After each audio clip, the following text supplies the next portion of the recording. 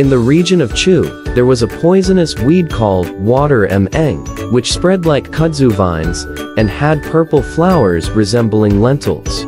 Anyone who accidentally consumed this poisonous plant would die immediately and become a water eng ghost. According to folklore, these ghosts couldn't undergo reincarnation. Instead, they needed someone else who had died from the poison to take their place in order to be reborn. As a result, in the area around the Peach Blossom River in the Chu region, these water eng ghosts were particularly numerous. People in Chu referred to those born in the same year as Tnen, which means same year.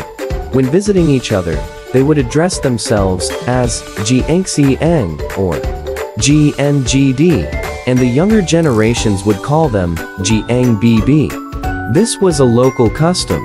There was a scholar named ZH who went to visit a friend from the same year. On the way, he became extremely thirsty and desperately needed water. Suddenly, he saw a cool shelter by the road, and an old woman inside offering tea. ZH hurried over to the shelter, and the old woman welcomed him in. She served him tea with great hospitality. However, when ZH smelled the tea, he sensed an odd scent that didn't resemble tea, so he put it down without drinking and stood up to leave. The old woman tried to stop him and called out, "Third sister, bring a cup of good tea." In a moment, a young girl emerged from behind the shelter, around 14 or 15 years old, extraordinarily beautiful. Her fingers were adorned with rings, and her wrists were adorned with bracelets that shone so brightly that they cast shadows. ZH took the cup of tea, smelled its incredibly fragrant aroma, drank it all, and wanted another cup.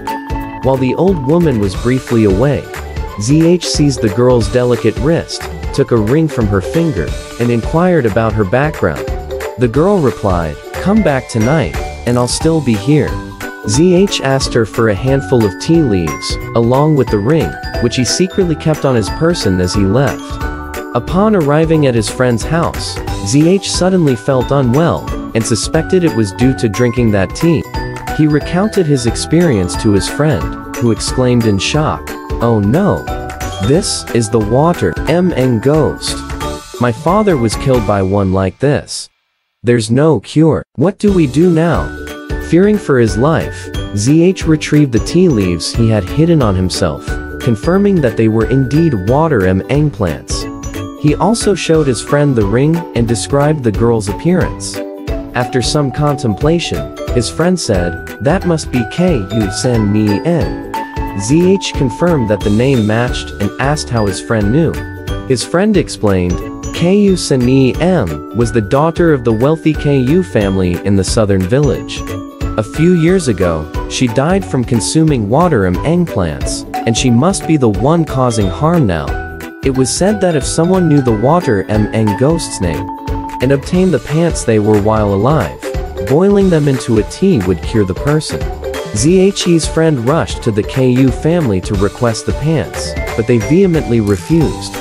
With no other options, he returned and informed ZH, who bitterly declared, "I won't allow their daughter to be reborn after my death."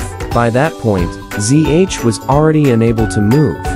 His friend carried him back home, and ZH passed away just outside his front door. After ZH's death, his mother, who had lost her husband and son, cared for her grandson alone, overwhelmed by grief and tears. One day, as ZH's mother was sobbing with her grandson in her arms, ZH suddenly appeared without a sound. Shocked, she wiped her tears and asked about his situation. ZH replied, "I heard my mother crying underground, which deeply saddened me. That's why I've come to attend to you day and night. Though I have passed away, I have established my own family, and my wife is here with me. Please don't grieve anymore." His mother, astonished, asked, "Who is your wife?" ZH answered, "This is Kou Sanniang." Though she was no longer among the living, his mother found solace in the presence of his wife. ZH then instructed his wife to help with household chores. While his wife wasn't accustomed to such tasks, her gentle nature endeared her to everyone. The two lived together like this, never leaving. His wife wished to inform her family, but ZH disagreed. His mother, however, complied with his wife's request and told the Kou family. Upon hearing the news, the Kou family was shocked and rushed to ZH's home. Confirming the girl's identity, they couldn't help but weep bitterly. His wife consoled them. Her parents offered various gifts, making ZH's mother's life a bit more comfortable. Despite their ongoing interactions, ZH's wife rarely returned to her family, often stating, "There's no one at home. We should return early." After over a decade, ZH's mother passed away. Grieving deeply, ZH and his wife refrained from receiving mourners, instead dressing their son in mourning attire to pay respects on their behalf. After burying his mother, 2 more years passed, and ZH's son married. His new wife happened to be the granddaughter of any serving official, who had lost a daughter only months after birth. When the official heard of the strange events involving his daughter being taken and returned by ZH, he hurried to ZH's home and acknowledged him as his son-in-law. To this day, the official's family and ZH's family remain closely connected. One day, ZH said to his son, "God has appointed me as the Dragon Lord of the 4 rivers due to my deeds in the mortal world, and now I must leave." Suddenly, 4 horses appeared in the yard, harnessed to a yellow carriage, their legs covered in unicorn scales. ZH and his wife dressed in splendid attire and boarded the carriage. Their son and daughter-in-law knelt on the ground, crying as they paid their respects. In an instant, the carriage and horses vanished without a trace.